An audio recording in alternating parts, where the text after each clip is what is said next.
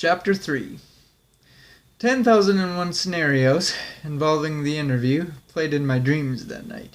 As I rapidly cycled through them, it became a game to guess which would be the reality I'd wake up to. What if she doesn't like me?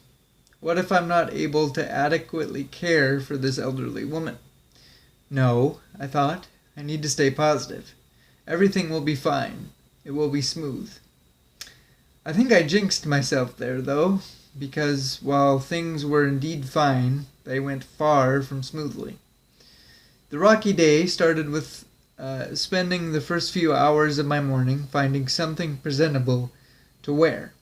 I settled on a button-down plaid shirt, a pair of slacks with a leather belt, and an oval cap. It all sort of clashed with my Converse high tops, but it was as close to Sunday best as I could get. The boost of self-confidence I got from my wardrobe was quickly diluted when I realized that, as ready as I was to go, I hadn't thought about how I was getting there. I stood with a hand on the doorknob, going over my choices. The car wasn't a viable option because taking it would leave my parents high and dry if they were in need. Plus, using the car meant I'd have to ask Dad for the keys, which would probably raise unnecessary suspicion. The bus was looking like a winner until a glance at my wallet reminded me that I had spent all my money on fishing lures and such a few days prior, and I wasn't about to ask them for more. Last but not least, there was my bike, a Schwinn Phantom, that after months and months of begging my parents, I got for my 13th birthday. It was mine, so no having to ask permission to use it, and it was free to ride. It was the answer to my transportation riddle. At 8:30, I had my clothes and the way to the interview figured out. All I had to do was make it to the garage to get my bike without being seen. A brisk pace brought me to the front door, and I was almost home free until I heard, "Look, Laken's all dressed up." In a huff of disappointment, I turned around to shoot Lottie an angry look as Mom replied, "He sure is, and he looks very handsome. But why the nice clothes, sweetheart?" I took the first reply I could reach. It wasn't strong, but it was enough to diffuse her curiosity. "Gee, Mom, I guess I'm just tired of wearing the same thing every day. I wanted to try something new." "Well, it suits you wonderfully, dear. Now, how about some breakfast?" she asked in the typical motherly tone. "No thanks, Mom. I really gotta get going," I answered. "Laken, you know the rule.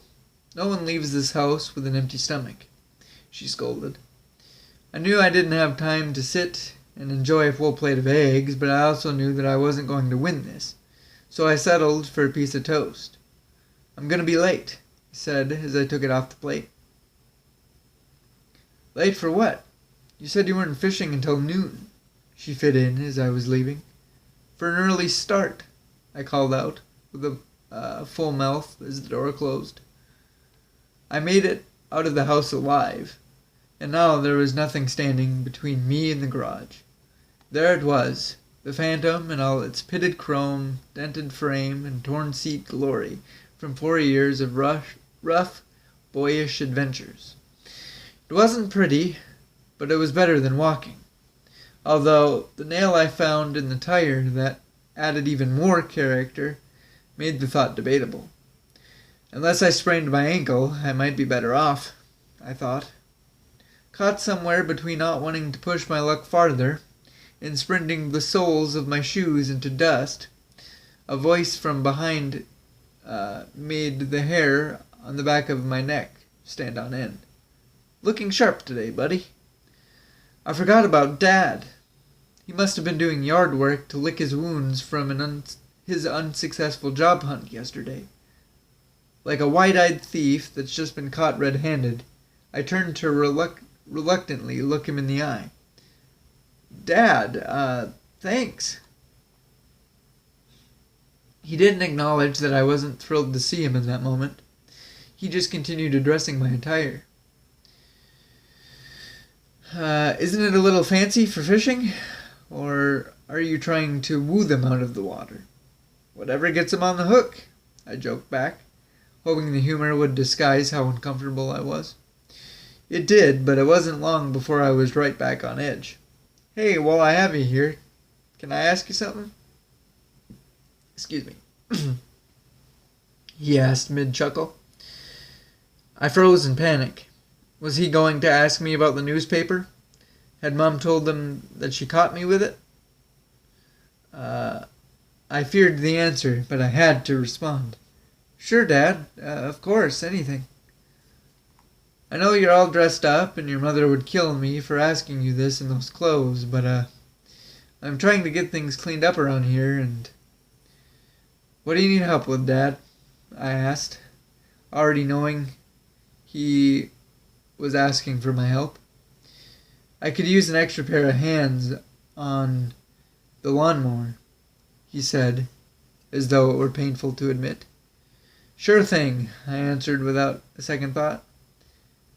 I really didn't have the time to help out, but considering both my relief that he didn't seem to know anything of the newspaper and that he rarely asked for assistance, I'd make it for him.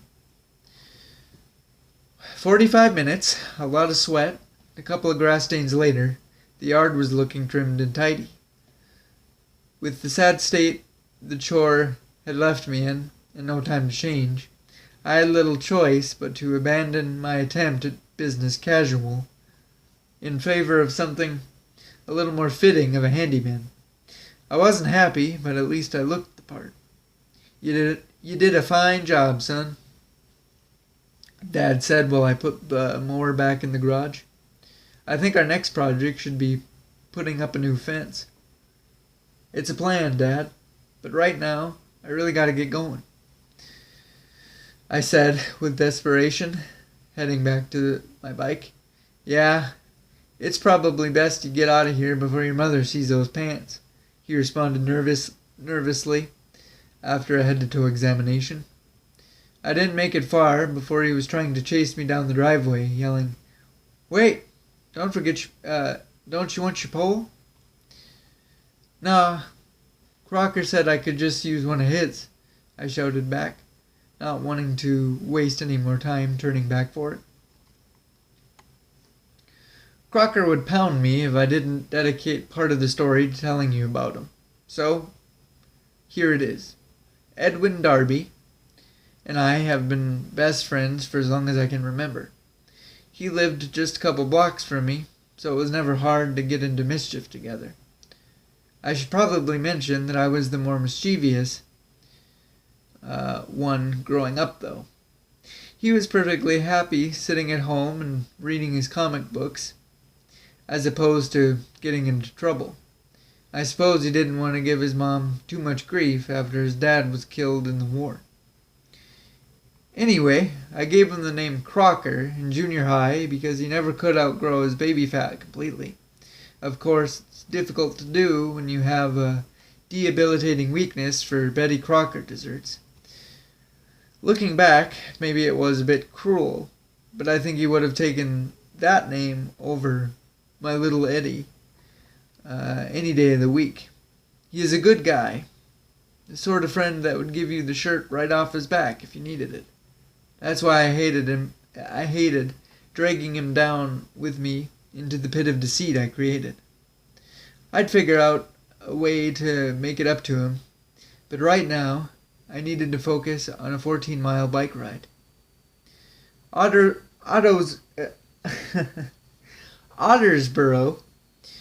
is a small village on the southern edge of the city.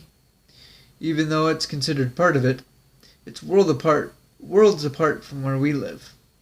Once you escape the sight of the skyline, you exchange everything you know. Asphalt streets for cobblestone paths, the constant rumble of engines for a more modest automotive scene, and maybe even a horse and wagon if you search hard enough.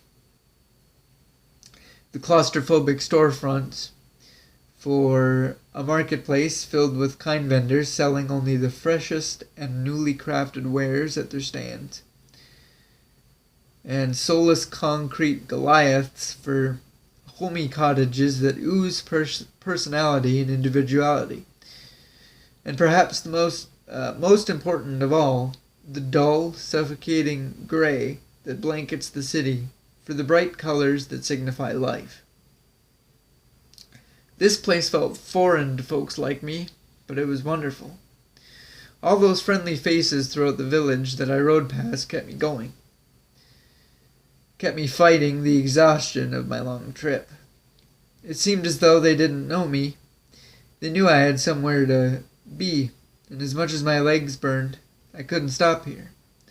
Soon, I crossed a small bridge and found the sign that read, Inverness Road. A left turn took me down a long dirt road lined with thick sycamore trees. Around the corner, the walls of green went on, eventually revealing a large, somewhat open plot of land, where a handsome-looking farmhouse sat at the end of a lengthy driveway. The worn white house wasn't enormous by most standards, but it was a mansion compared to mine. This had to be the place, and if it wasn't, I was fully prepared to die of overexertion in a stranger's front yard. On two rubber legs, I made contact with the ground, not caring that my bike toppled over. Like a traveler lost in the desert, I hobbled my way toward a beautiful turquoise 1950 Oldsmobile Woody that was parked close to the house, not far from where I crash-landed. I can't recall another time where I was close enough to touch a car like that, so naturally, I took a second to look around. Actually, what I was trying to do is use the side mirror to spruce myself up. I did my best to retuck, wipe off, and reposition myself, but I was already beyond hope. Has no one taught you that it's impolite to touch things that don't belong to you? A woman's voice unexpectedly called out from the porch. This made me jump out of my skin and almost land on my backside, but I was able to get a good look at who was addressing me.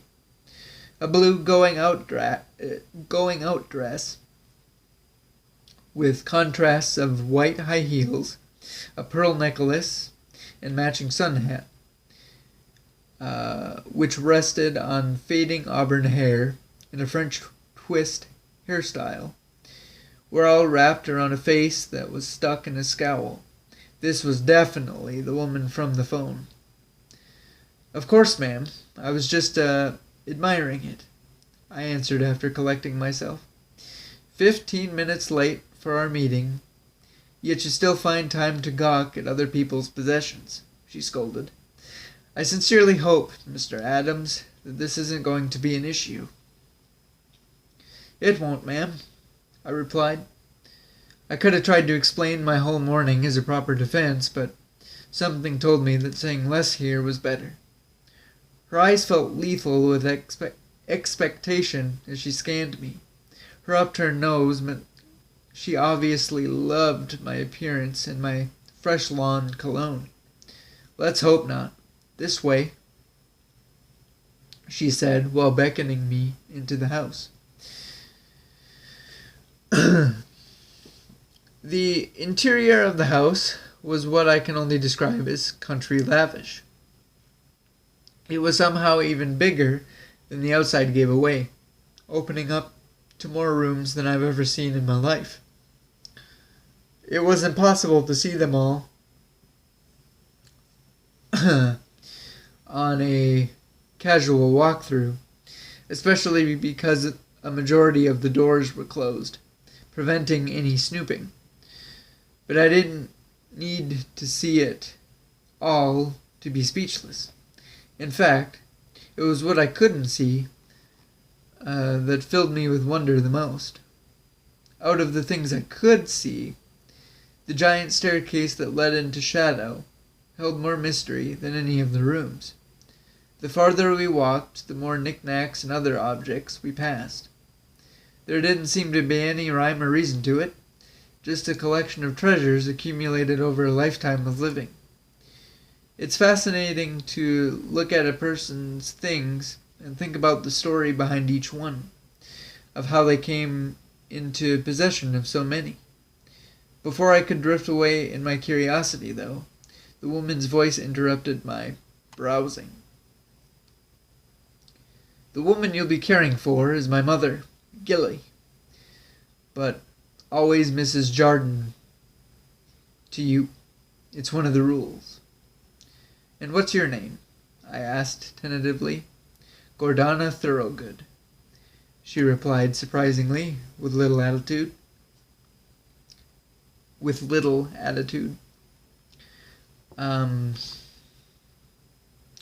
But seeing as how our interactions will likely be minimal after this process, ma'am is fine. Now then, the rules. Be on time, from now on. Be respectful. Do what you are asked when you are asked to do it. Should you find yourself working after dusk, she is not to leave the property, and under no circumstances is she allowed to be on the Loch. She is to go no farther than the bench by the water. Am I clear? Yes, ma'am, I answered, as she opened the door to the sunroom. I'm sure if we all wrote down our expectations for an elderly person who was in need of care, we'd probably have similar pictures in mind. Likely a frail person whose body is failing them. Maybe they're so weak they're in a wheelchair or something. Maybe they're gravely ill, and your job would be to care for them and their household in their final moments. Yet, there she was. Not frail in the slightest, or weak enough to need help with mobility, nor did she appear ill and dying. Instead, she looked healthy, beautiful, elegant, like everything a woman would hope to be when she reached advanced age. Mother, this is Laken Adams. He's another applicant, Gordana introduced. Ah, wonderful, wonderful, Gilleigh exclaimed in her thick Scottish accent, much more prominent than her daughter's, which slipped out on occasion or with certain words. Can I get you a cup of tea, dearie? Actually, I'd love a glass of water, I answered happily. Actually, I was just about to show him the door, Gordana cut in. Nonsense, Anna, Gilleigh scolded. It was humorous to watch her adult daughter receiving such discipline. How on earth am I supposed to pick one if you never let me interview them myself? Now, fetch our guest a glass of cold water, please.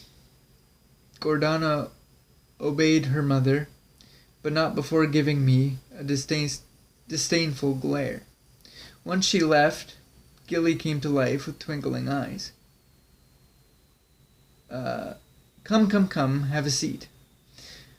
I took a chair across from her and waited as she put her teacup to her lips. You're definitely the youngest we've had answer the ad. Tell me, dearie, how old are you? 17, ma'am. 18 in a few months, I responded. Her wide-eyed reaction startled me a bit. Good heavens, 17 years old. This job is ambitious. Quite a lot of responsibility for someone so young. I believe I can handle it, I said confidently. She smiled at this before asking, And why do you want this job? What attracted you to it? This question made me anxious. I wasn't sure how to answer. I couldn't tell her the truth about how money was my true motivation, so I settled for my second reason, which wasn't entirely a lie. My mom says that summer jobs keep kids out of trouble. I saw your ad.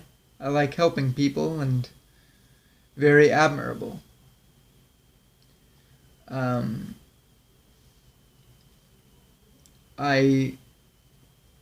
She interrupted. Is that how your clothes got looking like that? Helping people? For a while, Until then, I had forgotten what a mess I was. Yes, my dad had some yard work for me to do before I came here, I chuckled. It's why I was late. Don't worry yourself about that, she said, raising a dismissive hand. Anna's the one keeping these things on such a tight schedule. I don't know why. It's not like I have anything better to do with my day. Our shared laughter was the cue for Gordana to reappear with my water.